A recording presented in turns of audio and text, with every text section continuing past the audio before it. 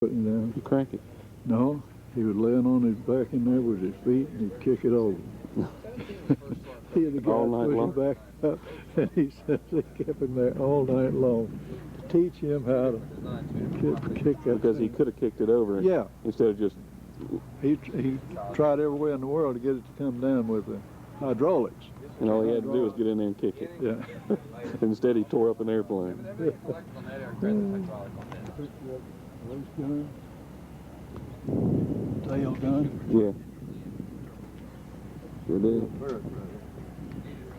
Well, I called him, and he didn't want to come up.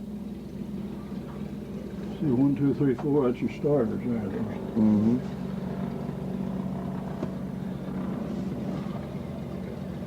Here's the fire extinguishers over here.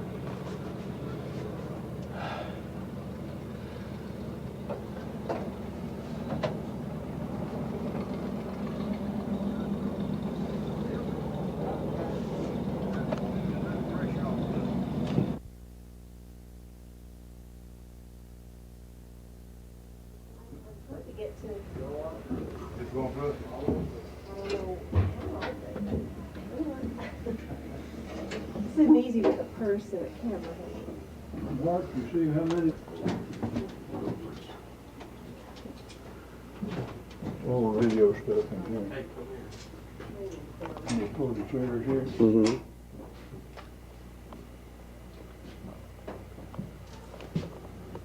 And this, I guess this kept, what was this? Just to let the bottom ride on? Oh, no. Mm-hmm. Well, you No, didn't sir. fly in these. So. I never flew combat. No. We didn't have nothing like that. I wouldn't see any reason for it. You could control how much it come Mm-hmm. up. When you got up to altitude, you had it wide open. But it was demand. Mm-hmm. If you didn't need it, it didn't. It didn't pull out. Yeah. It wasn't under a lot of pressure then.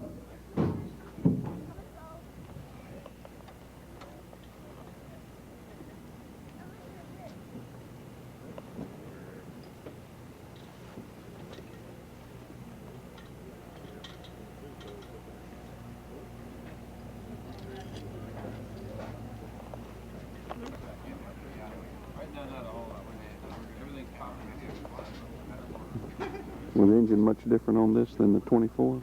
Yeah, it was made by different. This is Curtis Wright. That's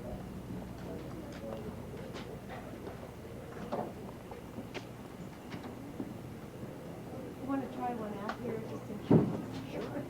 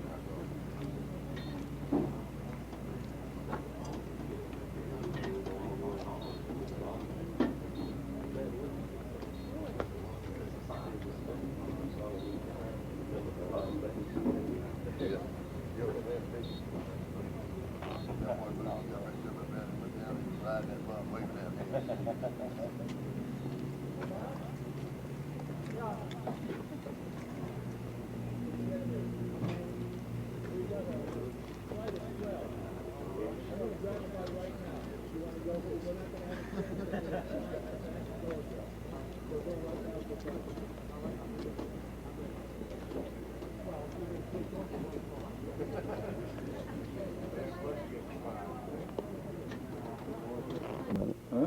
Go ahead and tell us about it. Well, we had got two of them shot out over the target. Was flying over about 25, 26,000 feet.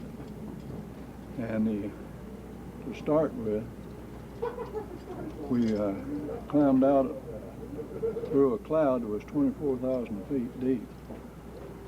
And then when we got up on top, the pilot couldn't see out because the windshield was froze over.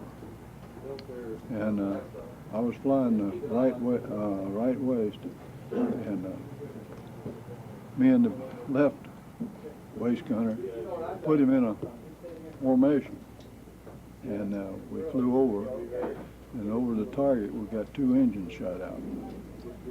and we couldn't keep up with the formation, so we, You remember the target that y'all were bombing? not that one. And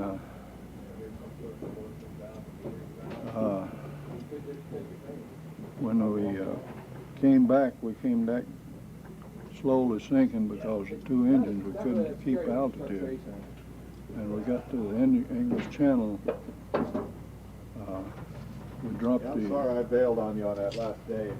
landing gear down so we could tell if we hit water because it was so foggy. Mm-hmm. And we got to England, it was snowing, and we crossed it,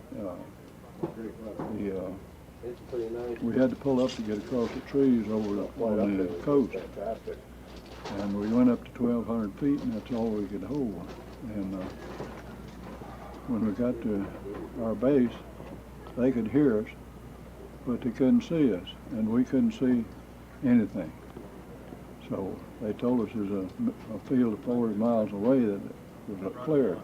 So we headed for it. And on the way, we knew we was nearly out of gas because the gas had dropped out of the sight gauge. I started off flying as a right waist, and the flight engineer got his hands froze, and I took over as flight engineer, and I was running all engines off of 14 tanks with pumps in each tank, and I had it set so they would put all the gas to this, let two engines left. And it had gone out of the sight. There's a sight gauge in the cockpit up there. And the gas went down below the sight gauge, so we knew it was nearly out of gas. So the pilot had the crew to line up to get them out the escape hatch.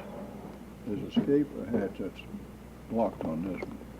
And they lined up to jump out, and I was on the right gun, and I was still on the intercom. And he saw 10 miles from our base, he saw a hole in the cloud, and at the hole in the cloud there was a runway. And he tipped it up like a fighter and dove down through the cloud and landed on it without calling in for instructions or anything. And it was a B-17 field, so it was too short for our plane. But we run out the grass, and finally got it slowed down enough that he made a left turn and got out of the way because there was one chasing us down through the cloud. And we didn't know it until after we landed, and then turned around and looked, and here he comes. Another B-24.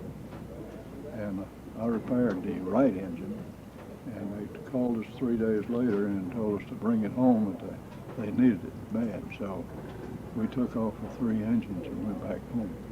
But the snow had quit enough to see. And we got back safe. I was flying with a 6'6" Jew named Reuben.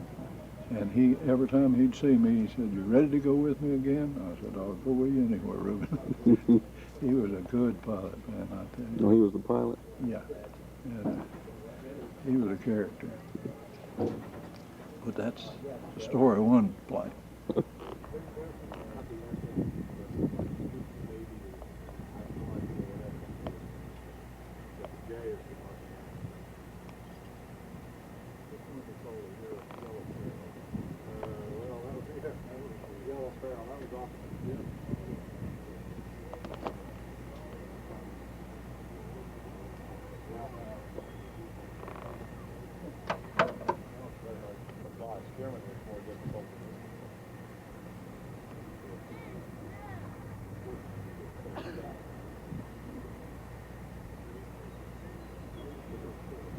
Yeah, well, you know all about tail wheels, I love it.